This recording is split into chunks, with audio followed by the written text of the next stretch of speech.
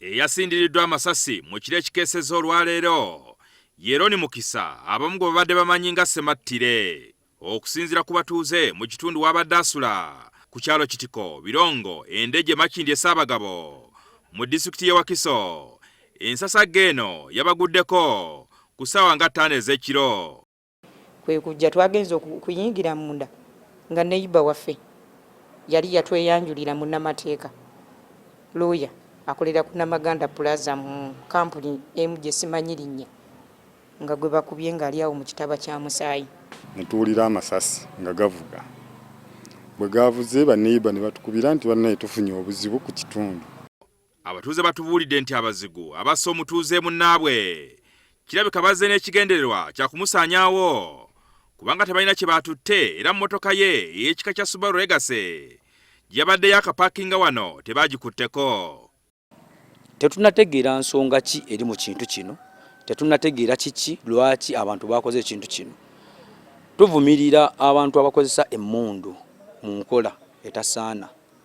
Oluvannyuma lw'okuba amasasi gano yamaze n'afuluma naye ne bagenda okulaba ngadda n'amwongera amasasi amalala okukakasiza ddala nti no afudde. Kunoonyereza kwe tulimu kwetooloddwa kufuna kamera ebifaananyi ebyakwatiddwa kamera enkessi mu kitundu ekyo okutuyambako okumanya abantu bano.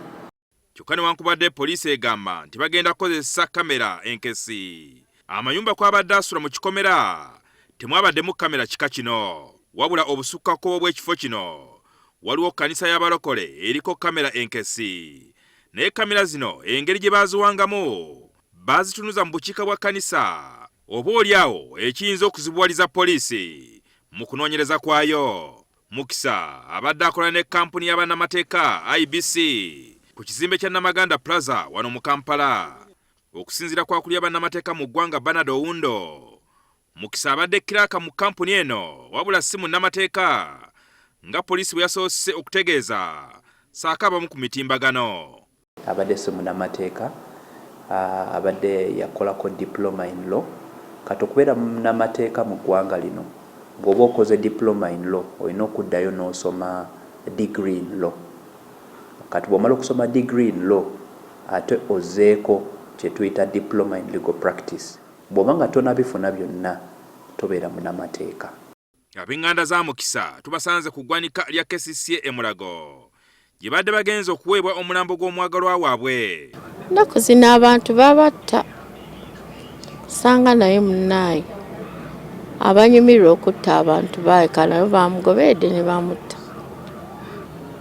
Ffe twakaziika maama waffe tewannayita na bbanga, twamuziikanga nnyo ogwokuna.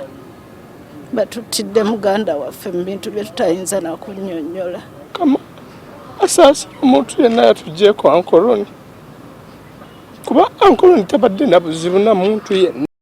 Bano era batubuulidde nti ono abadde yakamala okwanjula mukyala we wabula nga wafiiridde abadde abeera yekka. Akulira bannamateeka Bernard Owundo asabye poliisi okwanguya okunoonyereza ku ttemu lino n'abalala bannayuganda abazze batirimbulwa mu ngeri eno. Zino investigations zonna ezibaddewo nga government investigating abantu bebadde basse nazo bazikonkludinge kulwokuba nyingi zispeninze almost over 5 years. Ab'enganda z'omugenzi batubuulidde nti Mukisa waakuziikibwa ku kyalo Jjogo Esseeta mu disitulikiti y'e Mukono. Jingo Francis, NTV Akawungeezi.